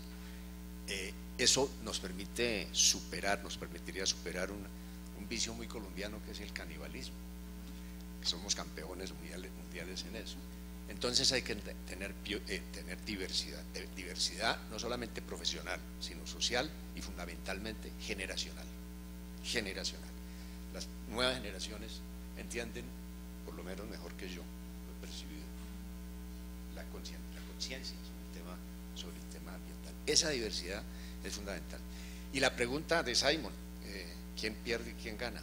Aquí tuvimos un célebre presidente de la República que no era muy docto en asuntos económicos, doctor Turbay Ayala.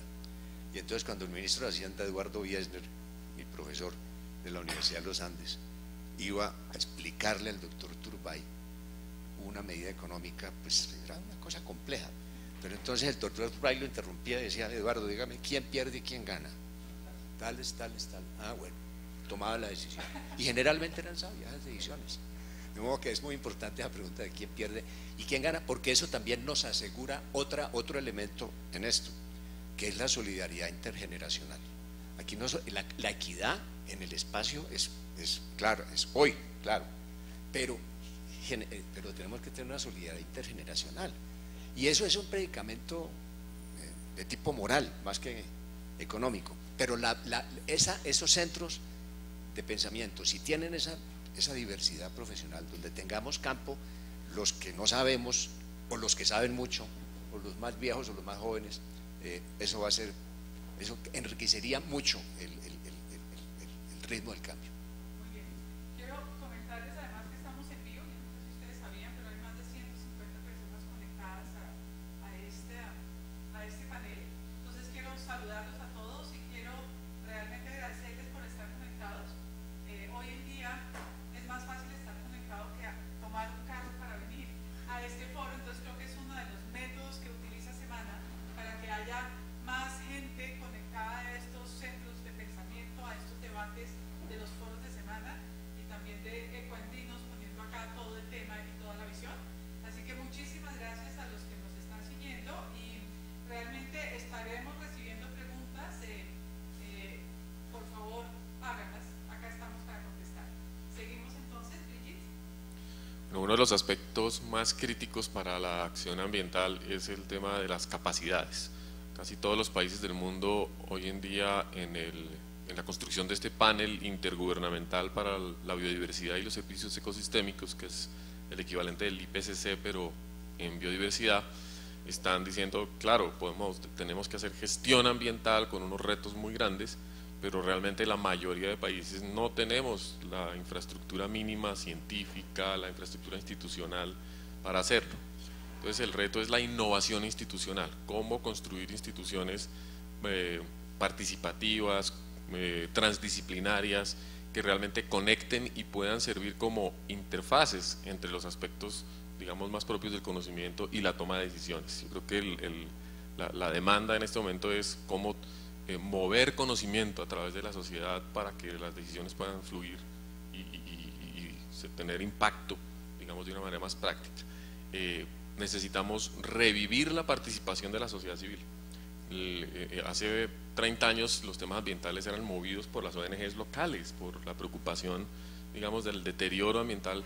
Hoy en día las ONGs desaparecieron porque nadie apuesta a la sociedad civil, nadie le da espacios a la sociedad civil, y al contrario, los que había quedaron cooptados, digamos, por unos movimientos digamos, históricos que no están contribuyendo sustancialmente a resolver los temas de conocimiento y de toma de decisiones. Entonces hay que crear nuevos espacios para esa sociedad civil y hay que combinar sistemas de conocimiento. El IPCC lo ha hecho de una manera muy interesante, apelar a los conocimientos indígenas, tradicionales, de las comunidades campesinas, de las comunidades urbanas y por supuesto de los gremios y de todo el mundo. La memoria está ahí, pero no tiene un camino, no hay las redes para que ese camino se capitalice y realmente le pueda llegar incluso al presidente. Decir, mire, esta reflexión que se ha hecho combinando todos estos mecanismos dice que podría usted considerar estos escenarios. Yo creo que pones un punto en la mesa y yo después hago una propuesta, porque creo que acá salen temas interesantes. Andy y Simon, tienes que cerrar, así que… Yo creo que son tres cosas. Uno, constructivo, que seamos constructivos, que todos nos articulamos mucho mejor. Y tercero, que seamos ambiciosos. Entonces, en lo constructivo, hace 3-4 años estuve en una reunión. Una de las cosas para mí que mencionó, ya se mencionó el tema de de sistemas silvopastoriles. Hace 4 años estuve en una reunión donde diferentes grupos en pro a la silvopastoril, entre ellos estaban peleando de los beneficios, que si eran 20 o 10. Y la semana pasada había un taller de la agroganadería climáticamente sostenible. Y lo que vi eran todos en la misma página, hablando de las bondades y no de que el otro tiene ese mal, sino que realmente era un ambiente mucho más constructivo. Eso es crítico y clave. Articulación. Yo creo que el problema que realmente veo es que hay mucha en las políticas, desde las políticas públicas hasta en los mensajes que cada uno está dando, hay mucha fragmentación y incluso como contraincentivos. Yo creo que realmente si logramos la visión que yo creo que Colombia, yo hablo como colombiano, yo me siento colombiano, lo que yo quiero que como colombiano que tenga el país es una visión realmente de desarrollo compatible con el clima, que realmente que pisamos las oportunidades que hay, que no seamos el perdedor sino el ganador en el tema, y eso es lo que necesita, es articulación, y una visión y ambición, que yo creo que tenemos que salir de nuestra zona de confort, que no siempre nos pegamos al mandato que tenemos. No, pero es que yo solo sé de eso, mi trabajo es no me meto en eso, sino realmente que todos abrimos un poquito más, que vamos más allá, fuera de nuestra zona de confort, para construir algo un poquito más, con más ambición. Yo lastimosamente no soy colombiano todavía.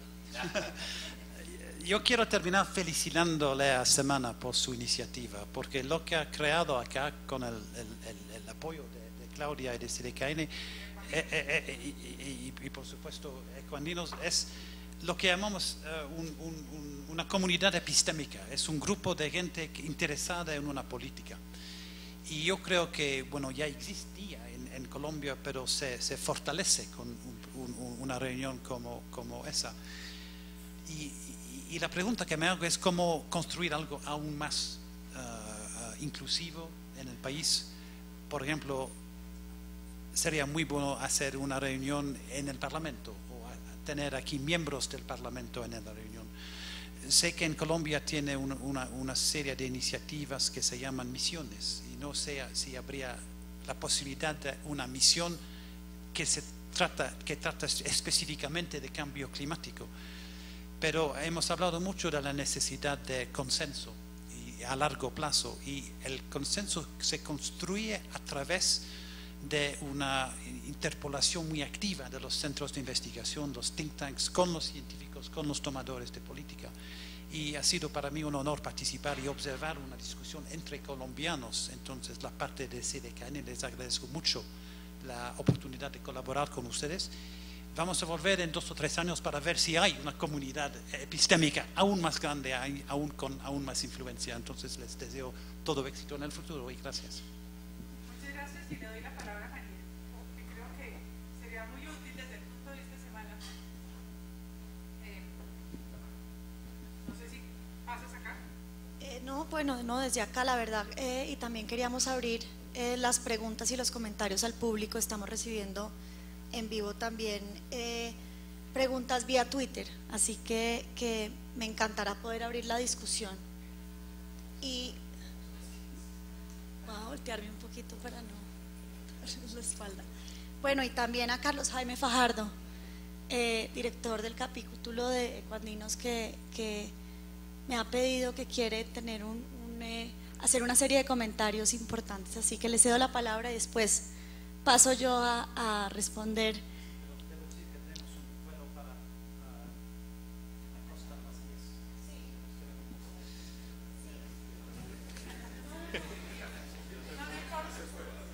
Bueno, muchísimas gracias. Bueno, muchas gracias María, Claudia y a todos los que están acá. La Asociación de Egresados de la Universidad de los Andes, a través de este capítulo, el de Economía, ha sido consciente del papel protagónico que puede tener. No es una casualidad que en un estudio que ha sido muy divulgado, que el 32% de los altos funcionarios de gobierno sean de la universidad, hayan sido egresados de la Universidad de los Andes. Y este lugar se convierte entonces, por ese efecto de esa inercia, un lugar privilegiado de discusión. Y queremos aprovechar esa situación. No somos un think tank, creo que no lo podemos ser, pero creo que sí podemos ser un auxiliar del pensamiento. En una sociedad donde el pensamiento es relativamente escaso, creo que tener este tipo de discusión se vuelve un privilegio.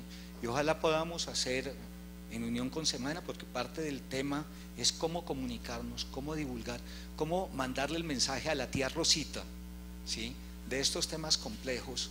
Y ese proceso no se hace fácilmente, ese proceso se tiene que ir decantando, y la asociación está dispuesta a hacer eso, y quisiéramos ser partícipes no solamente en con el que es la primera vez que hacemos uno en asocio con Semana. En 15 días tenemos uno asocio con Connect Bogotá sobre innovación, y bueno, vamos a estar muy activos en esto, porque además la economía es una profesión que se articula, ¿no?, particularmente bien con la política, los negocios, la sociedad, etcétera. Entonces quisiéramos que esta fuera la primera vez de una serie muy larga de actividades de esta naturaleza. Muchas gracias por esta asociación. Carlos Jaime, muchas gracias. Quisiera entonces, tenemos espacio para unas 2 preguntas. ¿El vuelo a qué horas? Bueno.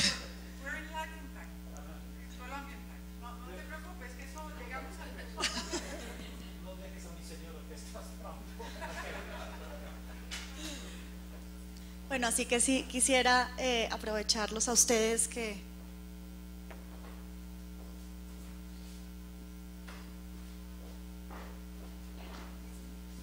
Mucho gusto, mi nombre es Mauricio Maña, yo soy el director de Globe International aquí en Colombia.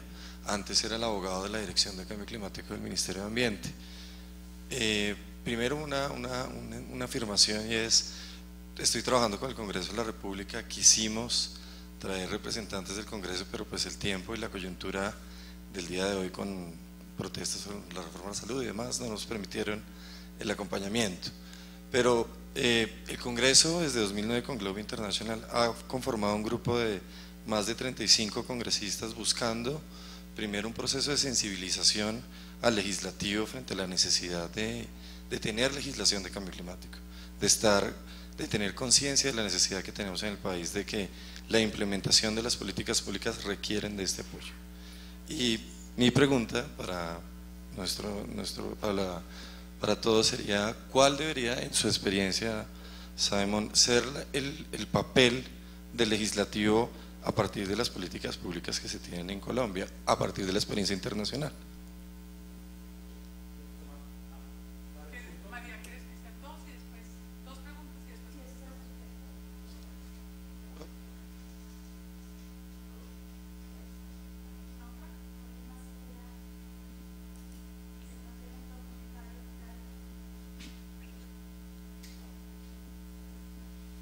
Buenos días, soy Estefanía Cotrino, soy egresada de la Universidad del Bosque de Ingeniería Ambiental, y mi pregunta es, ¿cómo uno desde la academia, o bueno, uno recién egresado tiene muchos conocimientos, sale con muchas ideas, que salvar el mundo en menos de nada?